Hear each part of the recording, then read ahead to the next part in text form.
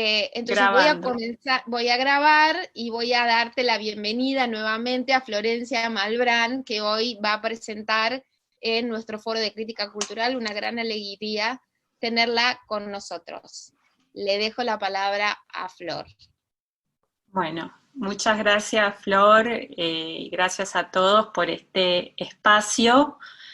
Les voy a contar un poco de mi trabajo, que entiendo que ustedes ya lo recibieron y lo leyeron. De todas maneras voy a reponer un poco. Este trabajo que ustedes tienen es parte de una investigación mayor que está vinculada a mi tesis doctoral. Mi tesis doctoral, que yo defendí mi tesis en 2015, o sea, ya pasaron 5 años, no se publicó y me interesaba traerla aquí al foro, esta sección, para evaluar su actualidad en este momento tan especial. Mi pesquisa doctoral giró en torno a nociones de desplazamiento o territorio entre las esferas de las artes, entre imagen y palabra, entre artes visuales y literatura. Lo que hice fue analizar prácticas como la de Sergio Raimondi, el texto que ustedes tienen, que no se insertan en ninguno de los medios o órdenes artísticos tradicionales existentes. Prácticas que cuestionan la especificidad del arte. Prácticas que rompen los campos o los cotos disciplinarios y llaman así a nuevas interpretaciones. Lo que hice en esta investigación fue observar una gran transformación a fines de la década de 1990 e inicios de la de 2000. Esto lo hice considerando que hay un tipo de conciencia histórica que emergió durante la Ilustración, que dividió al conocimiento en ramas, y eso permitió una clasificación de los saberes. Clasificación que continúa funcionando hoy, por ejemplo, al interior de los museos. Cuando uno piensa en el MoMA de Nueva York, hay un departamento de pintura y escultura, un departamento de pintura y dibujo, un departamento de cine, un departamento de arquitectura. Cuando uno piensa en el Malva, hay un área de artes visuales, un área de cine, un área de literatura. Voy a compartir pantalla un momento. Acá ya estoy compartiendo, ¿no? ¿Sí? Entonces, esta imagen de la enciclopedia, de la Ilustración, es muy clara y literal sobre la división en ramas del conocimiento. Y luego, esta imagen de Guillermo Cuitca es una lámina de la Ilustración corroída con agua, desarmada. Entonces, son dos imágenes poderosas que me sirvieron a mí para dar cuenta de parte de mis postulados. Lo que hice entonces fue examinar una hibridación, una ambigüedad, una apertura.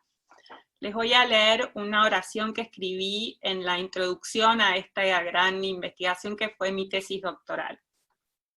Buena parte de los artistas contemporáneos decide no adecuarse a la reducción impuesta por los angostos caminos de las disciplinas. Prefiere la irresolución. Se convierten en nómades y así, desenraizados, cruzan de un medio a otro, los pliegan y se abren paso en territorios cuyas fronteras están en litigio. Ahora bien, entonces, ¿qué es lo que yo tenía que hacer? Yo lo que comencé a hacer es tramar una historia cultural distinta. Ustedes tienen la sección que se concentra en Sergio Raimondi, que es un poeta, una figura clave en la literatura, pero también es un curador o gestor o director del Museo del Puerto de Ingeniero White. Ahora, cuando yo miraba estas prácticas, tenía una especie de cautela.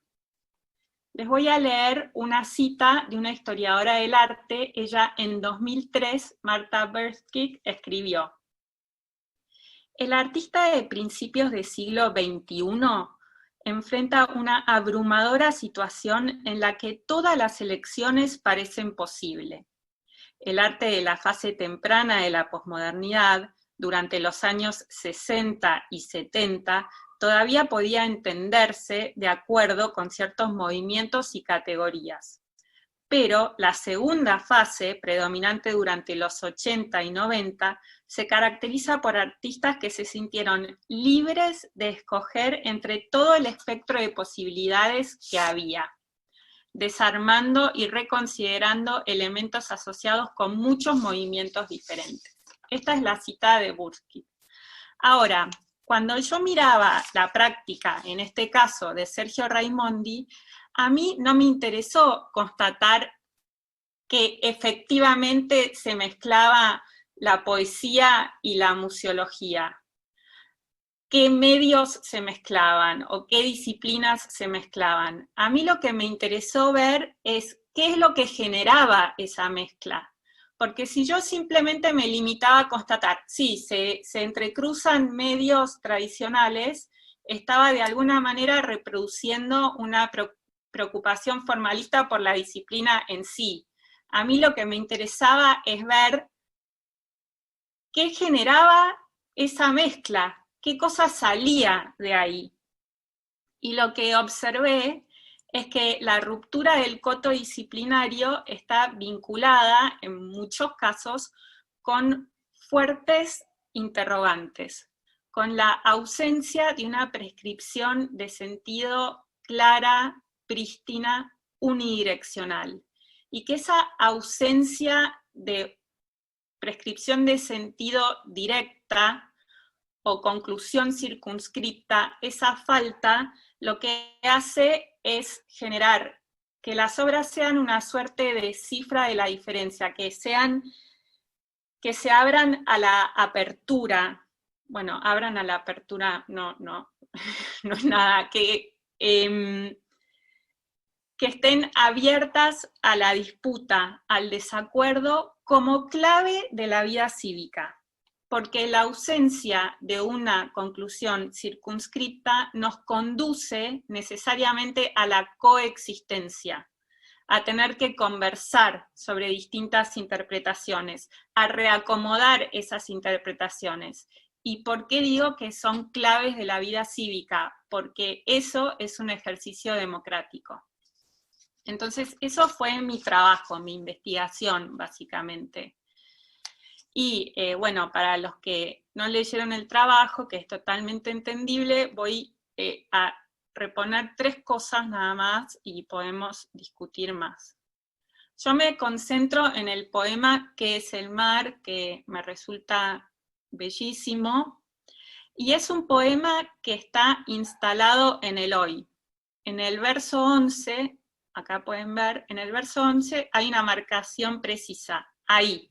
Todo el poema tiene una sola oración. Ahí atraviesa el barco la línea imaginaria del paralelo. Ahora lo atraviesa, en este momento que estamos leyendo. Es un poema instalado en el hoy para construir presente.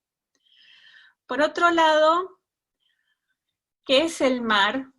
Y es el barrido de una red de arrastre, es estadísticas, es langostinos, es cardumen. El mar es un espacio financiero, un espacio vinculado con cuestiones sociales, económicas, políticas.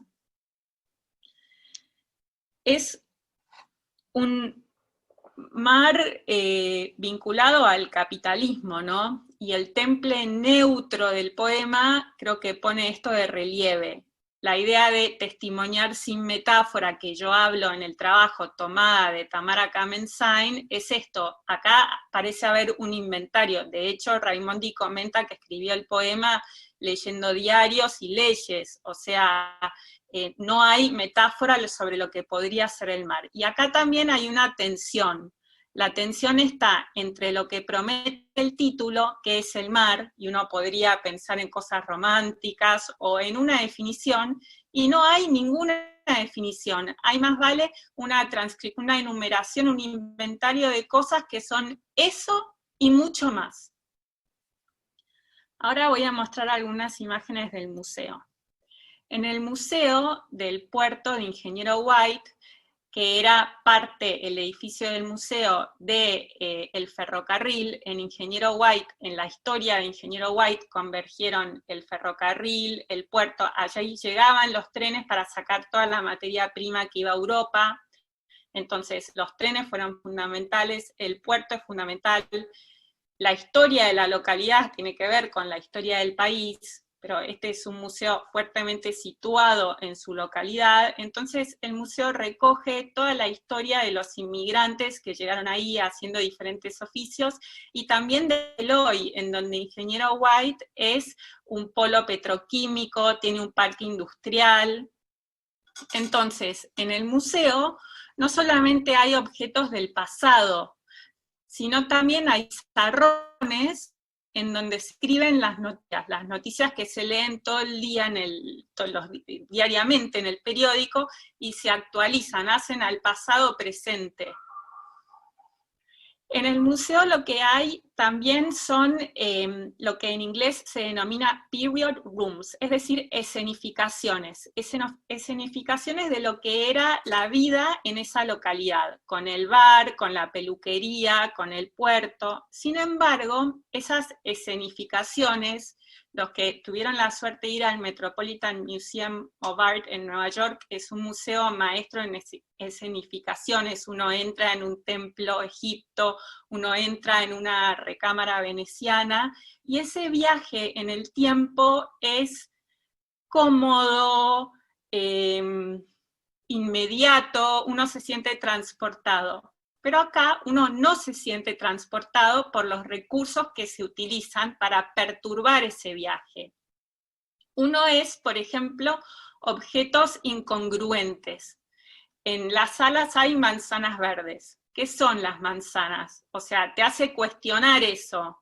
¿Por qué están ahí? ¿Qué tiene que ver una manzana con qué? ¿No?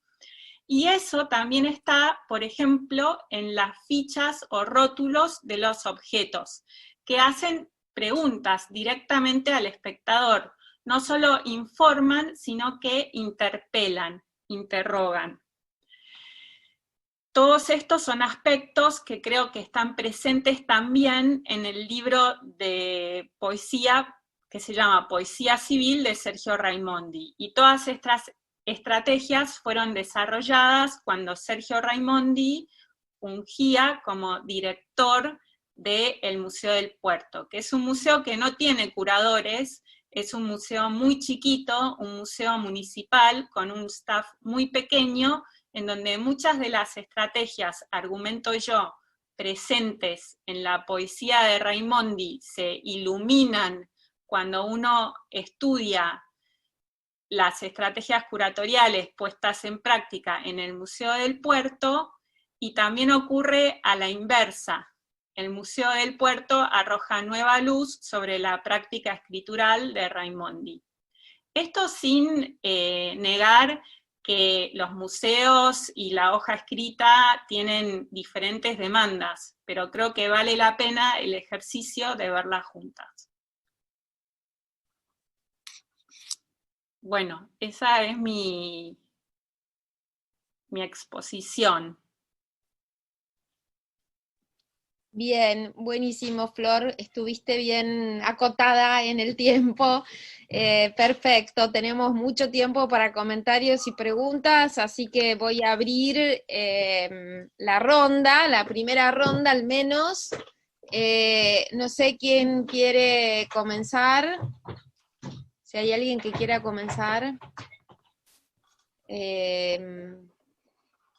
no sé si los veo a todos, así que si quieren, más bien inscríbanse en el chat. Dale, Edgardo, comienza Flor, ¿cómo Edgardo. va? Sí, empiezo. Hola, ¿cómo ¿Cómo estás? estás? Yo había leído, creo, este capítulo hace un tiempo, creo que cuando estabas trabajando con la tesis, así que Sí, pasó eh, mucho tiempo desde que lo escribí. sí, no, igual, bueno, me vino bien leerlo, me parece que es un ejercicio interesante de pensar como en el contexto, no sé, de algunas discusiones contemporáneas, ¿no? Me pareció eh, como un ejercicio productivo y difícil al mismo tiempo, ¿no? Como desafiante. Me quedé pensando justo en este fragmento que leíste, ¿no? Y que abre el capítulo, que abre el texto que compartiste. Eh, es simplemente no sé, unas líneas como para continuar pensando bueno, nociones de extractivismo, ¿no?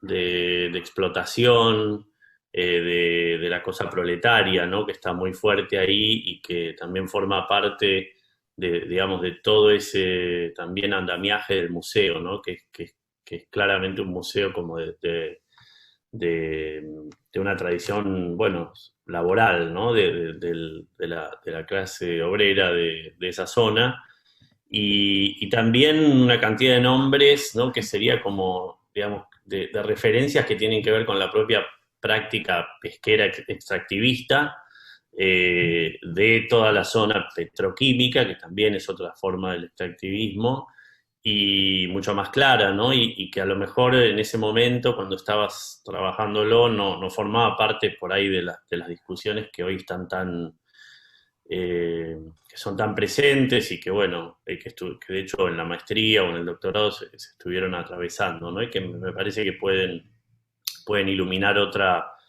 no sé, otra manera también de volver a ese poema. Y también la cuestión del colonialismo, ¿no? Que también era muy presente, me parece, en ese poema y también el lugar que ya desde el nombre, Ingeniero White, y todos los nombres, ¿no? De las compañías transnacionales que están allí desde el siglo XIX, dominada por los ingleses, y después bueno, en el traspaso de las nuevas formas, ¿no? Del colonialismo. Simplemente eso como una zona como para abrir, ¿no? No sé, Flor, si preferís tomar una serie, una primera ronda e ir contestando o vas contestando de a una, como vos prefieras. Me Eh, es indistinto, bueno, por ahora, no sé como, cuántas preguntas claro, hay como, tampoco. bueno, por ahora tenemos tiempo y si querés Ok, contestar de a una, después vemos si se suma mucha. perfecto. Entonces le contestás a Edgardo y después hay una pregunta de Sí, Silvia. sí, me parece, muchas gracias por lo que apuntás. Me parece que sí, la reivindicación es absolutamente poscolonial. El tema del extractivismo no está tan analizado en el capítulo y da para actualizarlo, es algo que hay que actualizar año a año. Yo ahí tengo una nota al pie de cuando yo fui, que se había perdido directamente la salida al mar, o sea, no se ve el mar. El museo que está enfrente al mar no ve el mar, por las enormes edificaciones que hay para que los barcos, ojeros y etcétera entran y salgan. Entonces habían hecho una especie de pasadizo para que los vecinos puedan salir y ver un poco el lugar en donde ellos viven, además que son descendientes de pescadores, iban a la playa, sus abuelos y todo, y ya no pueden ir.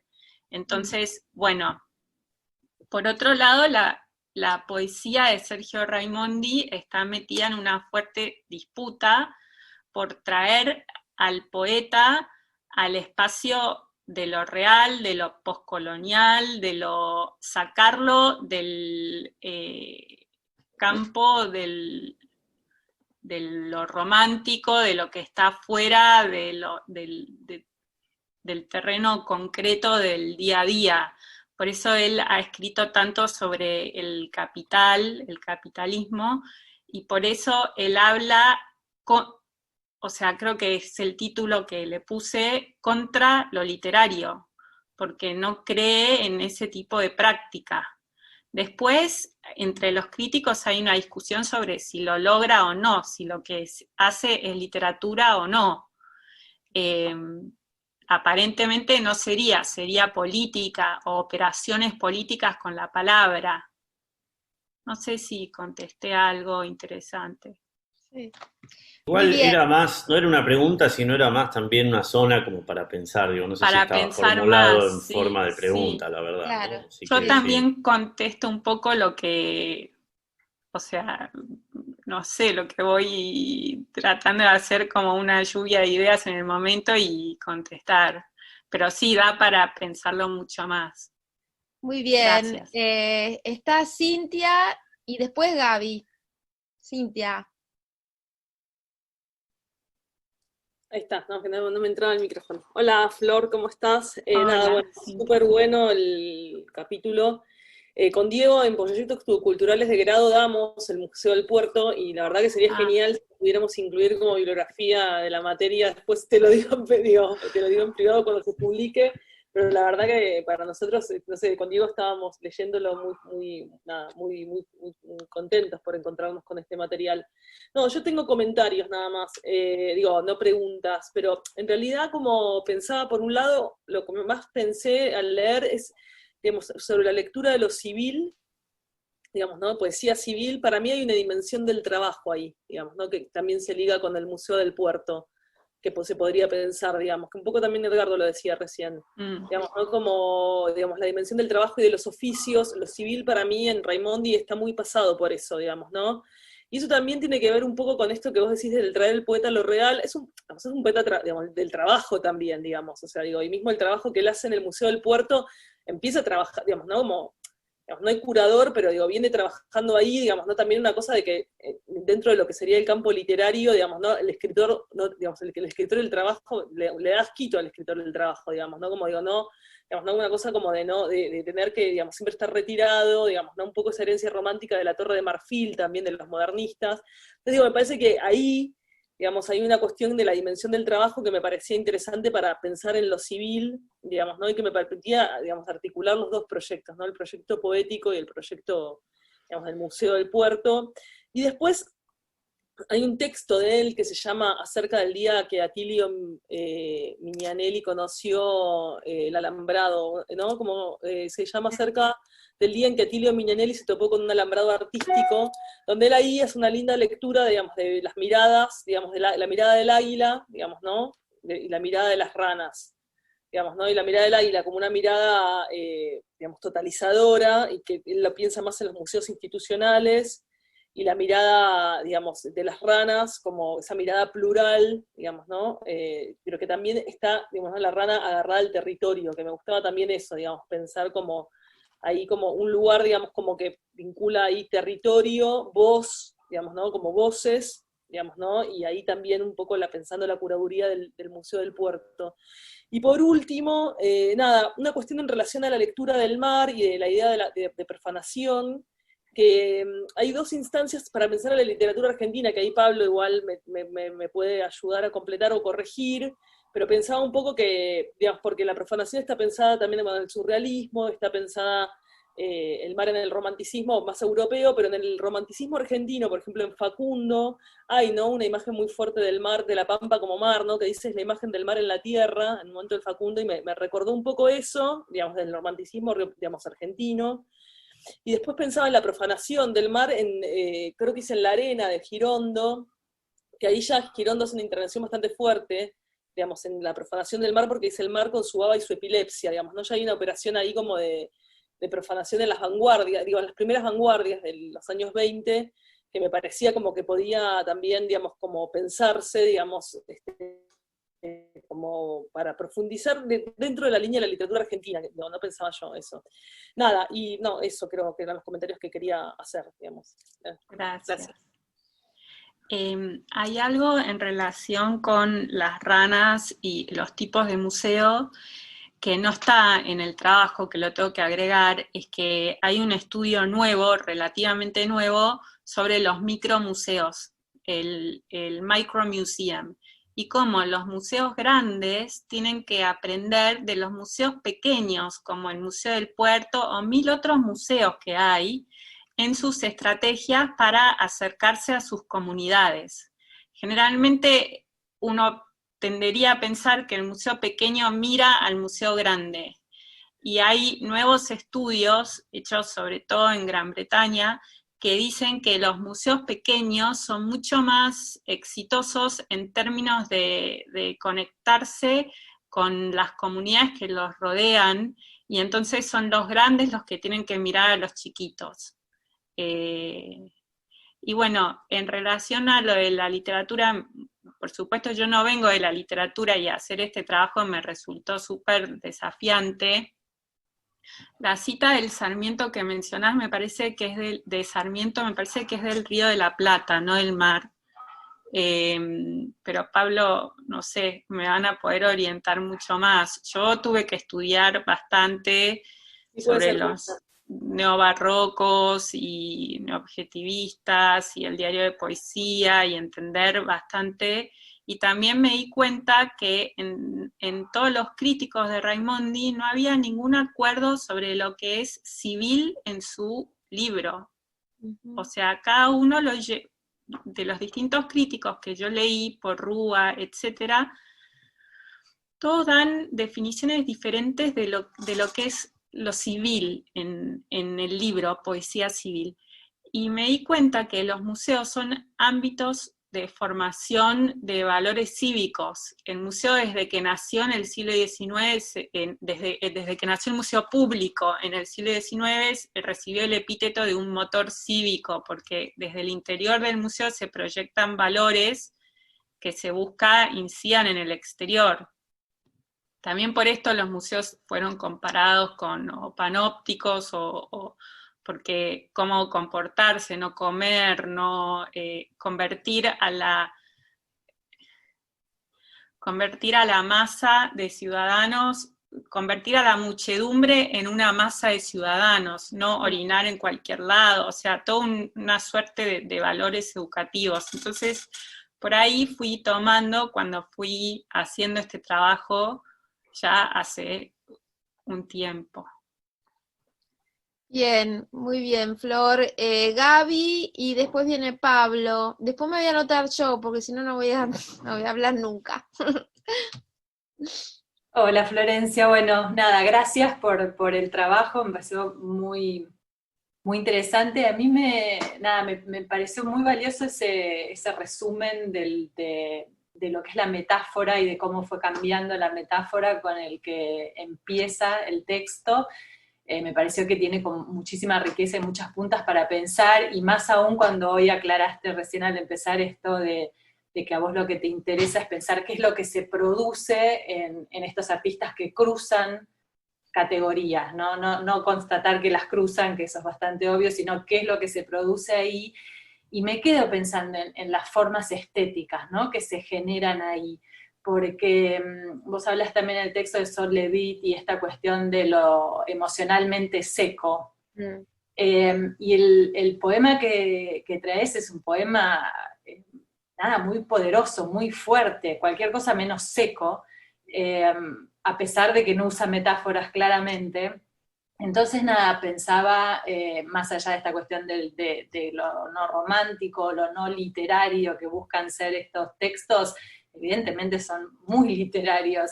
Entonces, me pareció como, no sé, capaz más adelante en otras partes del texto ya lo vas trabajando, elaborando, pero me preguntaba si en este cruce, en este trabajar entre categorías, se generan, cuáles son las nuevas formas estéticas que en lugar de la metáfora producen este efecto de literatura, vayas entre muchas comillas y vaya a ser lo que cada uno pueda entender bajo literatura, ¿no?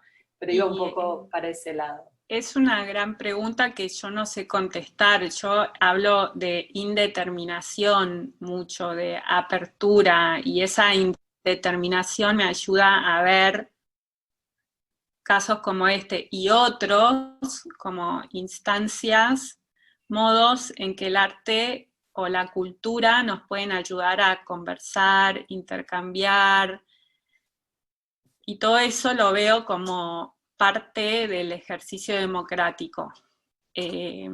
Ahora, yo sería reticente a inventar una categoría nueva, por más que me lo aconsejaron. Cuando yo defendí la tesis, me dijeron, te falta decir,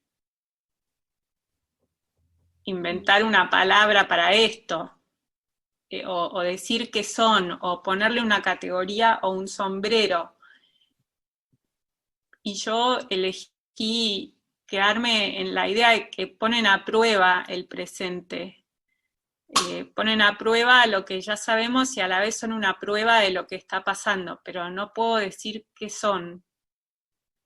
No, me cuesta mucho eso. Tal vez otro lo pueda hacer mucho mejor que yo. Bien, Flor. Está Pablo y después Álvaro. Y después vengo yo.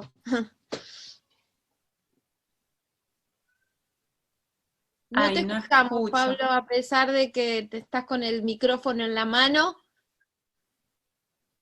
No. ¿Querés escribir la pregunta? Quizás, si no te funciona el micrófono.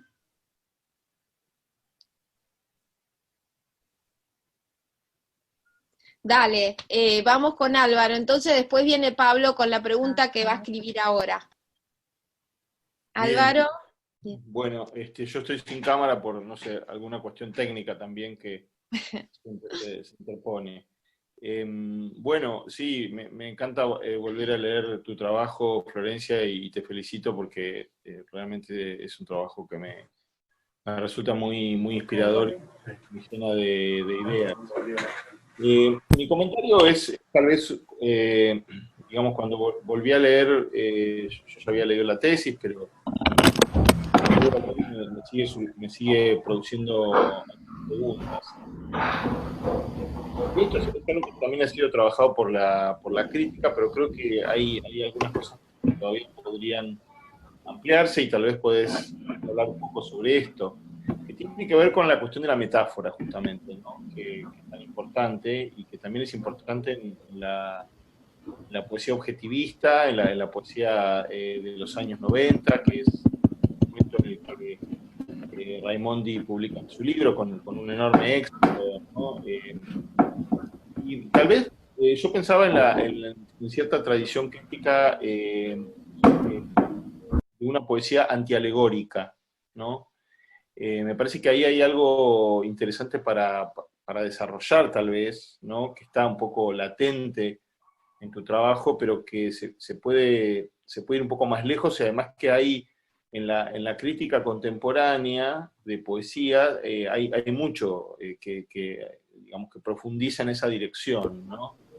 Esa voluntad claramente antialegórica que tiene que ver con esa relación, digamos, también compleja con el régimen metafórico, ¿no? Con un régimen que por otra parte es muy, o habría sido muy característico de una cierta forma de poesía, pero que los lectores de poesía sabemos que no es así, digamos, ¿no? Que también hay otra corriente con una marca fuertemente antialegórica, y donde también se podría pensar en el régimen de la metonimia, ¿no? Como un régimen también opuesto al de la metáfora, que está muy presente en el texto, en el poema que vos compartiste, y que también se podría pensar, digamos, bueno, vos un poco lo sugeriste en tu presentación, en relación con el museo, que yo la verdad es que conocí hace poco tiempo, nunca había ido, había escuchado muchísimas cosas del museo, pero que creo que vos también en tu exposición planteás algunos elementos interesantes para pensar ese museo como un museo que también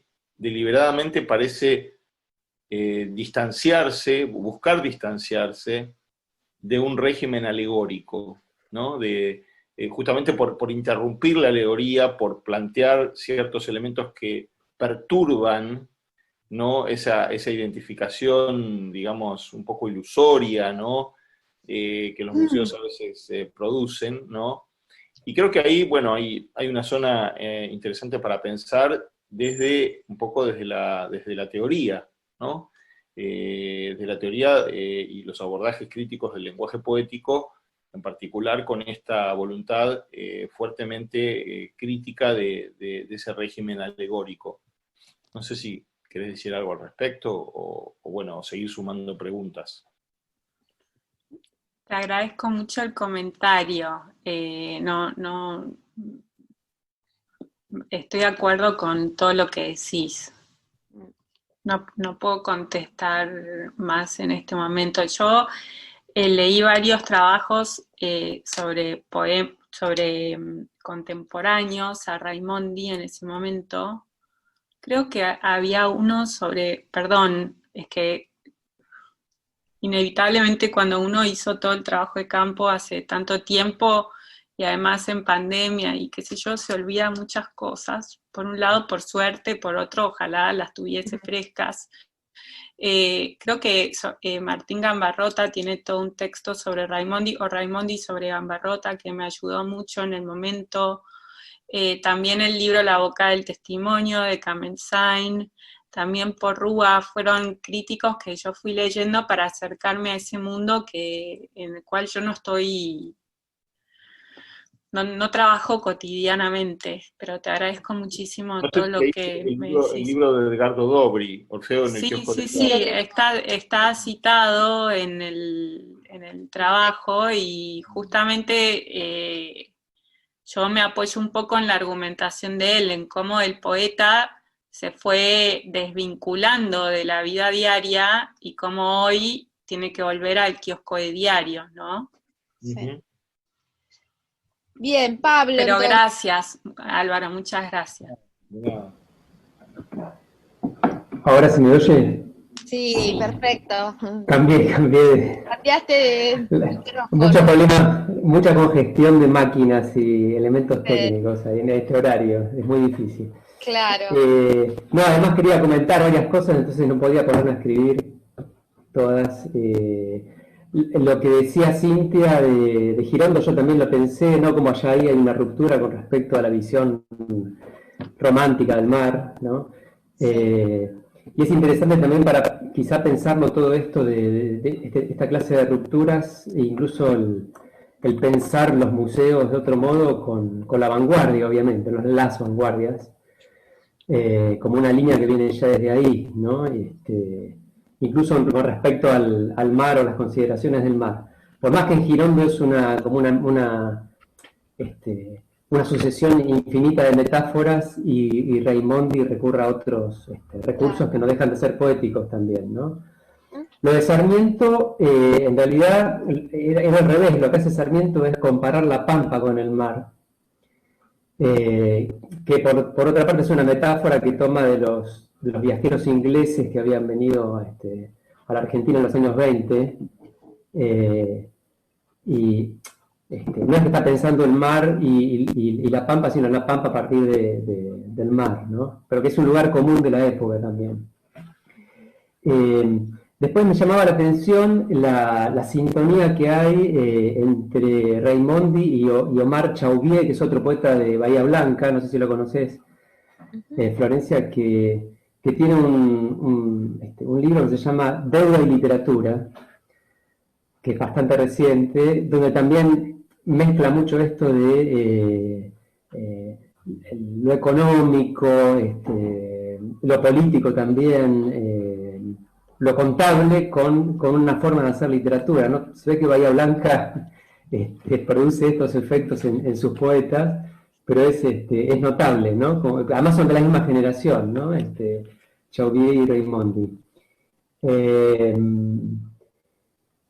Y después, tengo más cosas anotadas, pero la última es que cuando describías cómo estaba organizado el museo y esas incongruencias que se producían, que incomodaban a diferencia del efecto más tranquilizador del Metropolitan, pensaban en la categoría de lo raro que usa The Weird, ¿no? Que usa Mark Fisher, analizando otras cosas también, pero como él, cuando piensa lo raro, lo piensa a partir de esas incongruencias. La idea es hay algo que está en donde no debería estar, ¿no? Y es un efecto inquietante y atractivo a la vez, como lo describe él, que me parece que es lo que está funcionando también ahí en lo que vos vías en el museo. Mil gracias. De nada. ¿Querés responder algo, Flor? No. No, solo que, claro, yo me sirve un montón todo lo que me dicen. En relación con las vanguardias históricas, no tanto literarias, pero sí, con las vanguardias históricas, claro, yo en la introducción voy hablando del legado de las vanguardias históricas donde no había mucha distinción en el dadaísmo o entre un escritor, era todo parte de, si uso las palabras de Peter Burger, de restaurar la relación entre el arte y la praxis vital. Entonces, después como que no lo voy reponiendo tanto en los casos que analizo. Raimondi es uno. Después está Mario Bellatín con una obra de Jorge Macchi, Edgardo Rudninsky y María Negroni, y después otra sección está dedicada a Beatriz Milases y Pablo Siquiar. Pero, nada, solo mencionar eso, pero les agradezco muchísimo todo. Yo quería, en realidad mi comentario tiene un poco que ver más que nada sobre lo que a mí me parece lo más interesante del texto y de la tesis en general, pero específicamente de este fragmento de la tesis, que recuerdo que cuando vos bueno, yo fui la directora de la tesis de Flor, o sea que me siento un poco incómoda en este momento, pero recuerdo, o sea, por eso dejaba que hablaran los otros antes, ¿no? Pero recuerdo que a mí lo que más me maravilló del análisis de Raimondi justamente es la relación que vos haces entre el museo y el poema y poesía civil y toda tu discusión sobre lo que podría significar poesía civil. Pero sobre todo, lo más maravilloso de todo me pareció el descubrimiento de este personaje, Ciocchini, ¿no? Del profesor, que de hecho, cuando hace un tiempo estuvimos, el año pasado, no, ya hace como 3 años, cuando estuvimos en Bahía Blanca, y estuvimos con Omar y con varios de estos otros poetas y escritores, con Luis Agasti, con todo un grupete. Yo en un momento, me acuerdo en una cena, pregunté, ¿qué es lo que hay en Bahía Blanca, ¿no?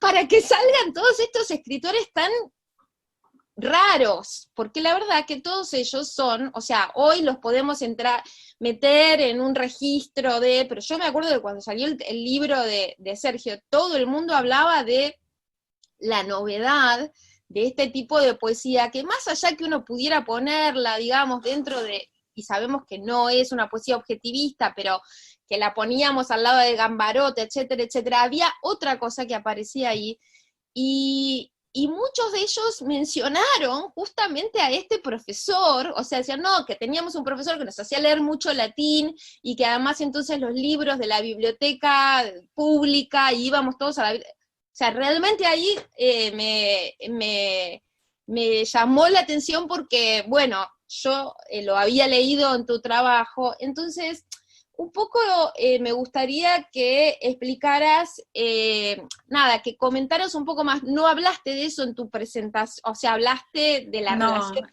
pero no hablaste de eso. En el trabajo, lo que hice, perdón, quiero terminar, porque también esa relación, digamos, latina o clásica, que aparece en tu trabajo, también aparece en tu análisis de la portada de la primera edición de la edición de Poesía Civil. Entonces quisiera que comentaras un poco eso, que no lo mencionaste en tu presentación, y a mí me parece lo más rico en realidad, ¿no? Sí. Eso surgió porque yo, los libros que analicé en mi tesis, analicé su componente textual y los analicé también en tanto artefactos. O sea, me fijé en sus portadas, en sus partes, en Y entonces, en la portada de Poesía Civil, yo vi que tomaba un grabado de un libro que había sido, ese grabado había sido reproducido en un libro de Héctor Joachini. A Héctor Joachini yo lo conocí en la UBA, en la Facultad de Filosofía y Letras, cuando vino como profesor invitado a la materia Teoría e Historia de la Historiografía de las Artes Plásticas, porque él fue el que formó a José Emilio Burucúa. Héctor Joachini fue profesor en Bahía Blanca. Cuando su hija desapareció en La Plata en la Noche de los Lápices, él se fue a Inglaterra. Y ahí se integró al Instituto Warburg, en donde Warburg se había tenido que mudar de Alemania.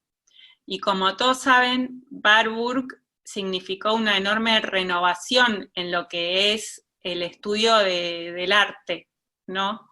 Por eso él vino a esa clase de historiografía de las artes plásticas, a explicarnos sobre Warburg. Hoy Warburg es como que está bastante de moda, si entre comillas, si se quiere, y ha sido retomado un montón, pero hace 20 años, cuando yo estudiaba, no era tan conocido Warburg, y había sido introducido en Argentina por Burucúa, que a su vez formó a Laura Malosetti Costa y otra gente en esas ideas específicas de Warburg. Y para Warburg, no había, él se dedica a estudiar solamente el mundo occidental, Warburg, entiendo. Ahora hay todas revisiones, entonces por ahí Didi Uberman encontró nuevas cosas, pero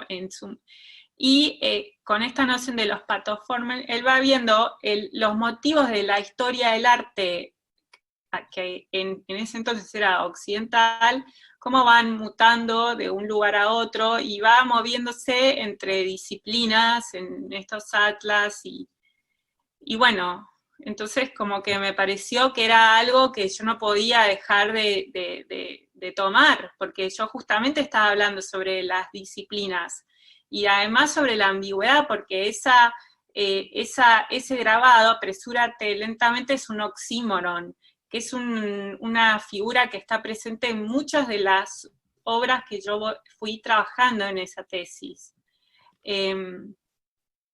Entonces, nada, después pasó que vos me dijiste que era muy interesante, se lo comentamos a Tamara Kamensani, ella dijo que era importantísimo, y bueno, advertí que eso no sé, tenía como más dimensiones. Perdón la anécdota personal. Sí. No, buenísimo. Bueno,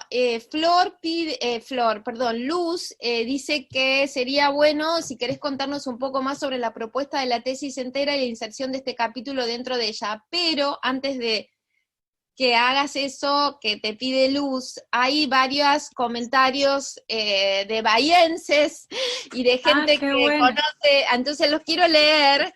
Lo mío puede quedar, era porque justo fue en ese momento, pero sí, puede quedar para el final, pero... Quiero decir que yo le mandé este trabajo a Sergio y lo leyó.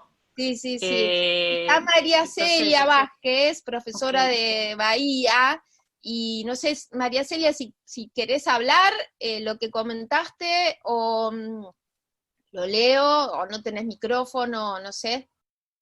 Lo leo yo.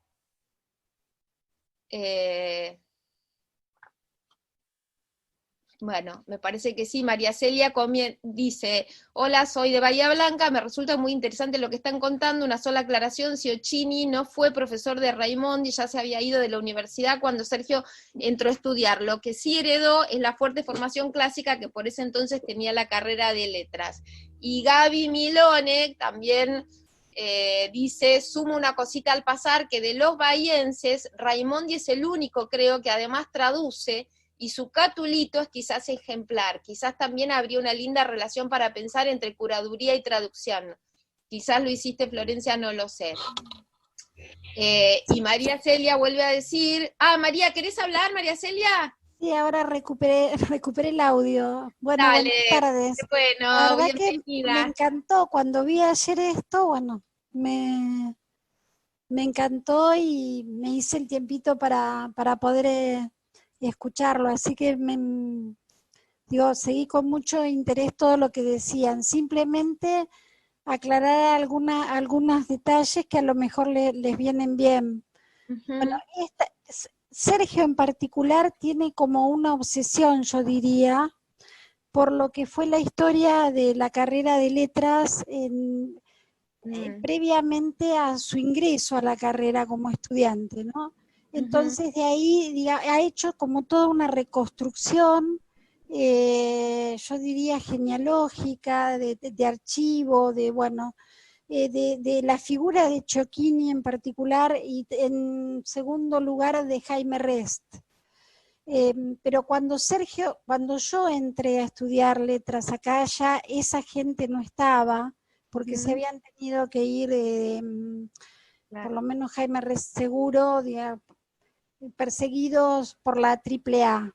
Así que cuando Sergio es un poco más joven que yo, cuando él entró ya no quedaba nada de eso. Pero lo que sí él encontró, o que quedó un poco como legado de eso, o tal vez sea lo único que quedó un poco en pie de ese momento de oro de la carrera de letras acá en Bahía, fue el área de estudios clásicos. Tenían una presencia muy fuerte en cantidad de asignaturas, y entonces la verdad que se salía medio traduciendo, tanto latín como griego. Sergio al principio estuvo muy orientado de hecho empezó siendo becario de latín o de literatura latina, no recuerdo bien.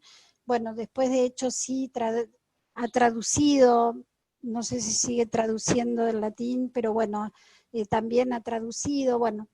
Esa me parece que es un poco, en el caso particular de Sergio, ¿no? Esa figura es como una figura tutelar que él no alcanzó a conocer, o que conoció tal vez la historia de la hija. Bueno, es medio raro, como si yo me pregunto siempre por qué tuvo ese impacto tan fuerte en la figura de Chocchini para él. Y la otra aclaración menor, pero bueno, que por ahí está bueno también, lo quiero decir, cuando comentaban la curaduría del museo, Sergio empezó a trabajar en el museo desde muy jovencito, digamos, y en ese momento el que ocupaba el cargo de la dirección es un arquitecto que se llama Reinaldo Merlino, que fue el director de ese museo y del que está enfrente, que también es muy interesante. Sí, que es el museo ligado al ferrocarril, ¿no? Y un poco la cabeza, digamos, la idea, ¿no?, general de la construcción de las escenas, de pensar esa articulación del museo con el medio, ¿no? Esa articulación que es una articulación muy activa y muy concreta. Es decir, está la cocina, las mujeres del medio cocinan, sirven el té, bueno, pensar las salas asociadas al trabajo y a los oficios, todo eso es en buena medida ya venía un poco armada por las ideas de Reinaldo. De Reinaldo Merlino, que fue un poco, digamos, quien armó el equipo y que después es a quien Sergio sucede. Y en esa instancia de trabajo colectivo, lo que sí hacía Sergio era el responsable de escribir las glosas, ¿no? Todas no sé cómo se llaman, pero bueno, todos los textos que acompañaban las escenas, toda la escritura del museo, toda la narración del museo, eso sí estaba cuando empezó el museo, digamos, creo que Sergio era el responsable de eso, ¿no? Pero entonces, por ejemplo, lo de las manzanas, que a mí siempre me cautivaron las manzanas, ¿no? Esa foto que vos mostraste donde están las manzanas como ese elemento disruptivo, yo creo que esas eran ideas locas de Reinaldo, porque él es un arquitecto, pintor, y yo he ido muchas veces a su estudio y tiene ese tipo de, digamos, de objetos que parece que no tienen nada que ver, colgados, qué sé yo. Una mínima aclaración en ese sentido, que por ahí, digamos, conceptualmente, cuando Sergio se hace cargo del museo, es un poco, si bien él había participado o había formado parte del equipo, conceptualmente había sido todo ideado previamente a su dirección, ¿no?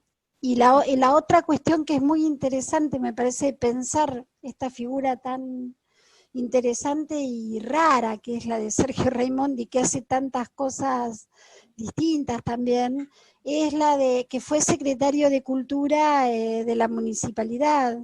Y es muy interesante ver las conexiones entre las políticas que él diseñó como secretario de Cultura, la escritura. Por ejemplo, él reavivó el carnaval como una práctica de sacar a la gente a la calle, de la fiesta popular, digamos, y era impresionante. Yo no sé, bueno, deben estar en los archivos, pero la cartelería, los afiches para hacer la propaganda de eso, que con eso se empapeló la ciudad, era impresionante. Digo, era un escritor claro. Escribiendo eso, digamos, desde un lugar distinto, porque ya no era el de gestionar un museo, sino el de un cargo de funcionario, que fuera un secretario de Cultura, ¿no? Bueno, nada más que eso. Buenísimo. Gracias. Celia, gracias. Gracias. Yo cuando viajé a hacer como el trabajo de campo en el museo del puerto, me dieron acceso a todo el archivo del museo. Entonces ahí pude constatar como las etapas o acceder a las etapas de Reinaldo Merlino, que fue quien acomodó ese edificio para que sea museo y ganó un premio de arquitectura provincial por eso, y las distintas cosas que fueron haciendo en las distintas gestiones del museo. Raimondi trabaja ahí desde 1992, pero fue el director entre 2000 y 2011, o sea, efectivamente había cosas que lo precedían. Yo lo que hago en el trabajo, por ejemplo, es eso de las manzanas, que lo mostré rápidamente, más en el trabajo. Yo muestro como en un libro de autoría de Raimondi sobre el museo, él usa las manzanas, entonces cómo están ahí, más que si él fue el autor o no, porque sé que en el museo hay un equipo que funciona muy bien y trabajan mucho en equipo, es un staff muy pequeño, pero que trabaja mucho en equipo, que incluso ellos tienen una caja que le llaman cajas de herramientas, y adentro hay libros de Brecht, de distintas personas, y son los libros a los que van cuando van diseñando acciones, que son compartidas por las pocas personas que trabajan ahí, que serán 4.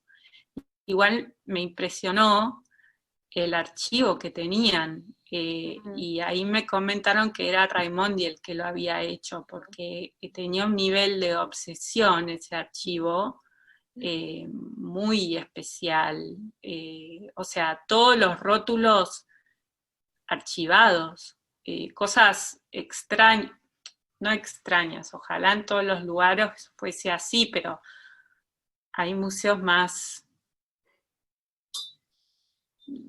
salvajes, no sé si es un término. Sí, bien, sí, los rótulos, ¿no? Son tan maravillosos, esos rótulos realmente son, cada uno es como un poema de Sergio, realmente, y desde la entrada, el cartel ese que está a la entrada, sí, ¿no? Habla del aire, y sí. es genial. Hay una pregunta de Betina, Barrios Ayala. Sí, hola Flor y a todos. Hola. Flor, me encantó leer tu trabajo, te felicito por el nivel de detalle en la documentación. Siempre cuesta un poco leer La abundancia en pies de página, pero está muy bien hecho, de verdad me gustó mucho. Bueno, ahora que mencioné esto de Brecht, fue inevitable para mí pensar en que toda esa teatralidad que está creada ahí, ¿no? Tipo eso que mencionabas como ese paralelismo con el Met, o cómo crear escenas, ¿no? Quizás eso es un área que no está explorada en tu trabajo, pero que pareciera que estaba impregnado de eso. Y por otra parte, el asunto como de la poesía como romántica o todo esto, bien Álvaro ya lo había un poco como señalado, pero también me gustó pensar en el vínculo entre el poeta y el periodismo, el oficio de periodista, más allá como del asunto de los enunciados políticos en los poemas, que es algo bastante fuerte, estudiado, evidenciado pues en lo que es la sensibilidad poética, es una forma de denuncia de injusticias, tradicionalmente de algún modo. Pero me parece que en ese poema sobre el mar son esos enunciados periodísticos, como si estuviese de alguna manera la hibridación dada de en algún momento el poeta es periodista para vivir, ¿no? Esa imagen como el poeta pues, del siglo XX en específico o funcionario público. Pareciera que la hibridación se da en la persona esta de Raimondi en una síntesis como total. Y eso me parece muy bello, que lo quería pues, comentar. No hay preguntas, solo eso. Gracias. ¿Alguien más quiere hacer alguna pregunta? O no sé, Edgardo me parece que levantó la mano. Yo tenía una pregunta, pero no sé si había alguien más anotado. Creo que creo que no. Estaba viendo que Florence pero hizo una pregunta solamente porque dijo que no escuchaba, pero sí se está escuchando. No, una pregunta en relación a ver, no sé, quería saber un poco tu opinión en relación a estas figuras híbridas de artistas gestores, ¿no? Que digamos, cómo desestabilizan el campo de la curaduría o de la gestión de un museo, ¿no? También me pregunto, dado que vos trabajás también en ese campo como curadora de museos, ¿no? ¿Cómo se inserta eso digamos, si bien tu tesis o este capítulo no va sobre eso, ¿no? No estás trabajando precisamente en eso, pero evidentemente tiene resonancias y efectos, ¿no? Y comentabas antes lo de los micromuseums o los museos chicos como si podías ampliar un poco más eso y qué recepción hay, porque sé que genera también a veces como ciertas tensiones, a veces el artista o el poeta de repente curando o haciendo una gestión. ¿Cómo ves el panorama, digamos, en la discusión contemporánea en torno a eso? Es una buena pregunta. No tengo una respuesta clara. Creo que ser un artista gestor es muy difícil. Me imagino que debe ser muy difícil por el grado de demanda que generan las dos actividades. O sea,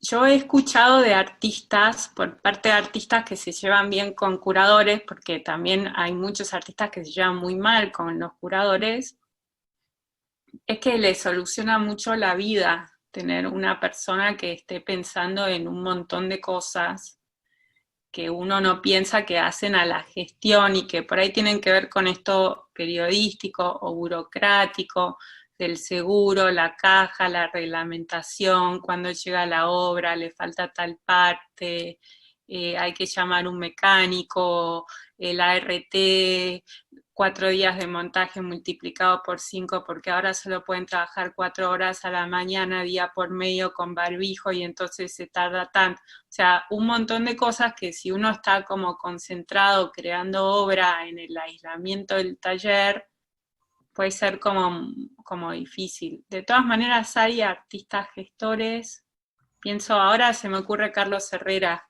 que está inaugurando esta semana una exposición en Ruth Ben-Sakar. Yo creo que son muy bienvenidos. Santiago Villanueva es otro que hizo una gestión muy buena, creo yo, haciendo Bellos Jueves en el Museo Nacional de Bellas Artes, volvió como pertinente al museo los días jueves. Son artistas que tienen una voz fuerte entre sus compañeros y que creen que el artista tiene que estar en un lugar de toma de poder, de toma de decisiones, incluso como quizás a un nivel más institucional y burocrático que no es para todo el mundo. Eso es lo que me sale responder hoy. Después, por otro lado, artistas curadores hubo siempre.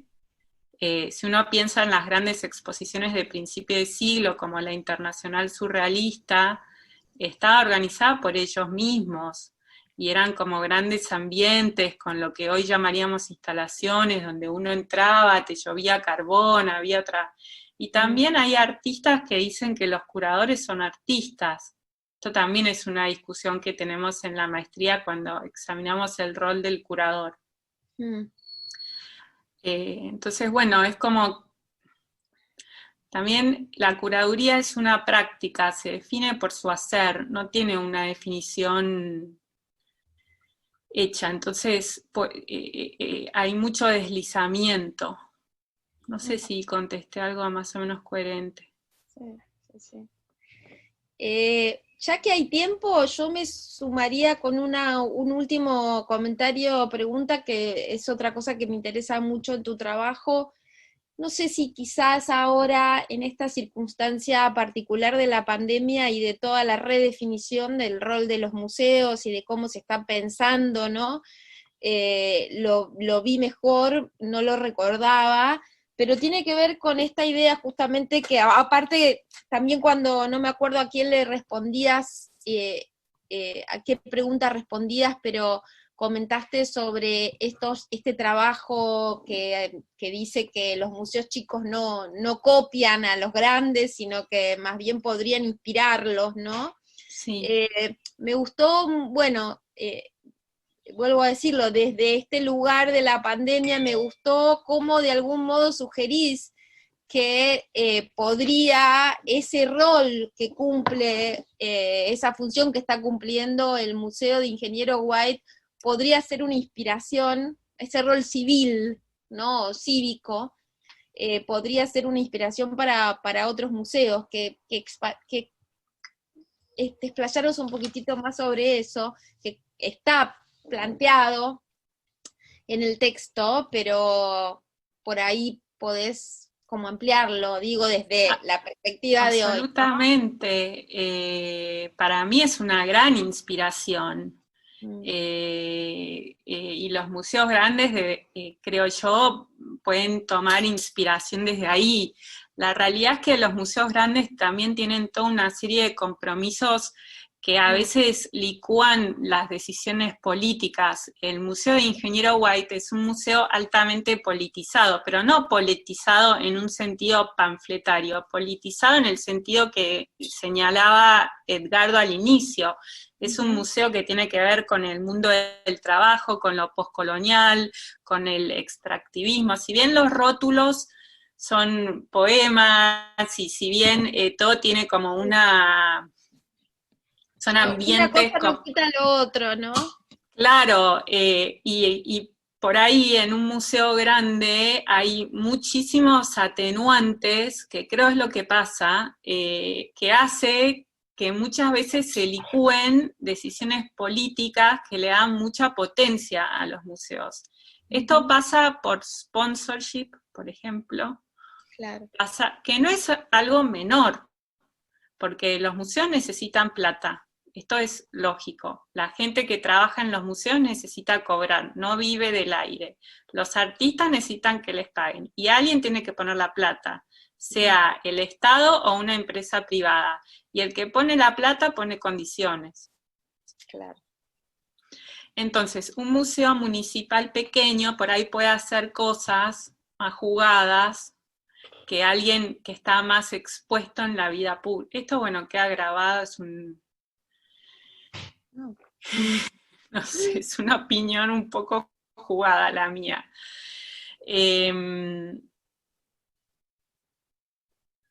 Después creo que pueden aprender mucho en su compromiso con la comunidad, que también es un tema en un museo más grande, porque un museo más grande le habla a su comunidad inmediata, pero también le habla al país y a la región. Entonces es más difícil entablar esos vínculos. En Malva sería una pérdida si le hablase solamente a su comunidad inmediata que está a 20 cuadras. Yo creo que tiene que hablar a muchas más personas. Entonces ahí el vínculo se vuelve más difícil, más intangible, más hay distancias, no es el día a día. En el Museo del Puerto de Ingeniero White, la asociación de amigos que mantiene el museo son las vecinas que hacen tortas, que venden los fines de semana y con eso suplementan. Entonces, también es verdad que en una escala más pequeña quizás te permite como salirte con la tuya en ciertas cosas que por ahí en un museo grande son desafiantes también. En un museo chico hay un montón de desafíos. El Museo del Puerto de Ingeniero White es un museo que hoy estamos congregados hablando sobre un museo muy chiquito que está muy lejos de acá y donde donde muchos de los que estamos acá hemos peregrinado para verlo. O sea, es impresionante lo que lograron, lograr visibilidad. O sea, no hemos ido a otros museos chiquitos en otros sitios de la provincia, ¿no? Ellos hicieron una tarea importante. De vuelta, no sé si contesto algo con lo que digo. Sí, Gaby Adamo estaba haciendo el paralelismo con los escritores editores, los artistas curadores y los escritores editores, y de nuevo los museos chicos con las editoriales independientes, ¿no? Como también la libertad que tienen las editoriales independientes, sí. Claro, y son espacios que son vitales mantenerlos, cada vez más amenazados, entiendo, en las editoriales independientes, yo no soy especialista, pero que son vitales para que emerjan nuevas voces. Sí. No, al mismo tiempo lo que pensaba es que, y lo que insisto que me interesaba en tu texto, es que justamente creo que no es solo que los museos grandes podrían inspirarse, sino que de hecho, de algún modo, así como las editoriales grandes, quizás ya están mirando, ¿no? Ya están mirando, porque en un museo grande nosotros quisiéramos tener esos rótulos. Claro, o sea, por ejemplo, ¿no? Hay un diálogo, o sea, digamos, claro. Lo que es interesante de pensar, porque, no sé, me parece que, como que, qué sé yo, hasta cierto momento uno pensaba, bueno, las editoriales chiquitas van por un carril y las grandes van por el otro lado. No, las miran todo el tiempo, ¿no? los Y miramos están como, todo el tiempo. cómo, ¿no? El catálogo, qué sé yo, por ahí a Gaby quiere decir algo. Perdón, me meto ahí cortito, con las editoriales es casi más, no sé, cruel la palabra, porque las editoriales chiquitas se están como detectando y se arriesgan con autores nuevos que quizás no venden, que las grandes no pueden tomar ese riesgo, no pueden, entre comillas, pero las grandes sí las están mirando, y ni bien hay una por ahí que funciona, una novedad que funciona, viene la editorial grande, les paga un anticipo más fuerte y se lo saca. O sea, realmente hay un... Eso pasa en el arte, en el mundo de las galerías, o sea, pasa a nivel mundial. Las galerías chiquitas o medianas invierten mucho en la carrera de un artista, dándole un sueldo, por ejemplo, para que el artista solo se dedique a ser artista o cosas así. Cuando el artista toma relevancia, viene, no sé, Hauser & Wirth, que opera en Londres, Zúrich, Los Ángeles y Nueva York, y agarra al artista y el que lo posicionó. Qué sé yo, es un mundo capitalista, sí, no sé. Claro. Al mismo tiempo, ahí hay una pregunta de Diego Balestrini, pero al mismo tiempo digo también, o sea, entiendo como que se da esa dinámica, pero al mismo tiempo muchas veces son estas editoriales pequeñas, chiquitas, independientes, o museos chiquitos los que ganan premios, ¿no? O sea, Charco Press, ¿no? Con todos los Booker Prize, la lista, digo, al mismo tiempo tienen un prestigio y una que también los pone como en un mapa, ¿no? Pero está la pregunta de Diego, que no sé, ¿la leo, Diego? Sí, dice, sí, no, eso, si no hay lógicas, digamos, de satélites de museos que puedan, digamos, darse esta práctica más local, más territorial, y que al tener dos dinámicas diferentes de funcionamiento permitan tener justamente propuestas más vinculadas a esas cuestiones de la micro, digamos, del micromuseo. Discúlpame, Diego, no entendí bien la pregunta. ¿Si hay otros museos? Si hay políticas, digamos, si en los grandes museos hay políticas de armar satélites más pequeños, como sucursales o mini museos bajo la misma administración, pero que puedan replicar este tipo de lógicas. No sé. Bueno, pensando, no sé, el Malva sí, abre una sede en la 31. Lo pensaron, de hecho lo pensaron, lo iban a hacer en Saldívar. Ahora hay una realidad, los museos están en una crisis total. Están cerrados, despidiendo gente, entonces, no sé, hay muchos museos que tienen sedes, que tienen otras sedes, muchos. MoMA tiene en Queens PS1 para lo contemporáneo. Hoy es un momento de enorme, no sé, como incertidumbre. Es un momento donde mucha gente deja el campo de la historia del arte, directamente se va a trabajar en otra cosa, donde las galerías reportan pérdidas enormes, lo que significa que los artistas no ganan. Los museos están cerrados hace meses, hay museos que recortaron su staff.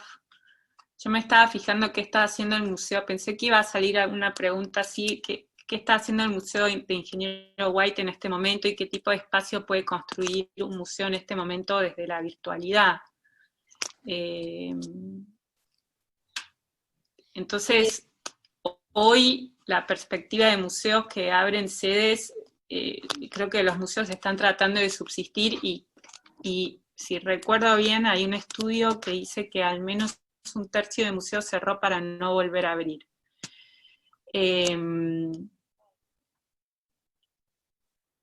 No, eso. Bueno, es hacia el panorama. Perdón. Hay una pregunta de Matías. Hola, ¿se me escucha? Sí. ¿Qué tal? Perdón, estoy sin cámara. No, yo quería, es una pregunta, comentario. Yo trabajé hace unos años en la casa museo de Spilimbergo, que fue la última casa donde vivió Spilimbergo, en un pueblito chico que se llama Unquillo, en la Sierra de Córdoba. Y ese pueblo tiene el lema pueblo de artistas, porque tiene toda una lógica política, donde se fomenta mucho el arte local. Y estuve trabajando 1 año y medio aproximadamente en el equipo de coordinación de ese museo, y bueno, y una de las cosas que nos planteamos fue traer las exposiciones de artistas que no los conocía nadie, básicamente. Entonces nos tocó ir a casa de artistas que tenían cosas tiradas en el patio, muchos artistas vinculados a las murgas, y comparsas, y tenían pinturas, había cosas que tenían frescos pintados en la pared, que fotografiamos después. Lo interesante fue cuando hicimos la muestra, porque íbamos alternando entre artista local que no lo conocía nadie y algún artista que era conocido, ¿no? Para que se fueran mezclando los públicos. Y era muy interesante la reacción de la gente que iba por primera vez a un museo, ¿no? La madre de algún chico expositor, o sus amigos que eran de barrios populares, entraban al museo como un lugar como un santuario, ¿no? Y obviamente no iban una sola vez, iban el día de la inauguración, pero después iban recurrentemente, ¿no?, al espacio, y empezaban a visitar el espacio del museo, traían un mate, traían una guitarra, se ponían a tocar en la vereda. Entonces, también pienso yo que en estos espacios, que es verdad que son más independientes, quizá porque no están sujetos a una lógica netamente de mercado, se pone en juego no solamente los públicos, sino el tipo de artista. Hay como una mística del artista como alejado de la sociedad, ¿no?, como vernáculo, que está trabajando en su obra y luego la muestra al mundo exterior, que quizá en el arte popular no, todo el mundo sabía que tal muchacho, por ejemplo Gaspar, pintaba, dibujaba, y por lo general lo ibas a encontrar pintando, rayando algo, ¿no? Y bueno, creo que en estos espacios más chicos también se da como, se entra en un régimen de visibilidad el artista como parte de una comunidad y quizá con una maña diferente, pero es una persona querida que está dentro de una trama, que lo que pinta y dibuja son vivencias que tiene en común con la comunidad, y que eso es muy interesante, es algo que pasa también en los espacios chicos. Querés saber si vos pensabas eso, si está en juego entre los museos grandes y los museos chicos también un perfil determinado de artista o de visión de artista. Yo creo que sí, que los museos, cada uno tiene una misión, y dentro de esa misión se insertan distintos perfiles de artistas. Por ejemplo, el Malva tiene un perfil latinoamericano, y entonces difícilmente un artista no latinoamericano pueda llegar a exhibir ahí. Pero no es por discriminación, es porque es el tema del museo, es la misión del museo. Por otro lado, la idea de que el visitante no solo venga, sino vuelva, es la idea que mueve también a los museos grandes. Los museos grandes, cuando presentan una exposición de tipo blockbuster, que son esas para atraer grandes públicos, generalmente hay otra, idealmente hay otra más pequeña, más erudita, y si uno logra que si todos los que van a ver la blockbuster entran a la otra, es como un gran logro, y después vuelven, eso es construir comunidad, disenso, aparato crítico, y creo que eso lo comparten los grandes y los pequeños, es parte de la razón de ser de un museo. Buenísimo. Bueno, no sé si hay alguna pregunta más. Si no, vamos cerrando. Te agradezco mucho, Flor, fue un placer charlar con vos, y gracias a todos, gracias María Celia, nuestra bahiense, una alegría escucharte, lo mismo Gaby Milone, que también estuvo por aquí.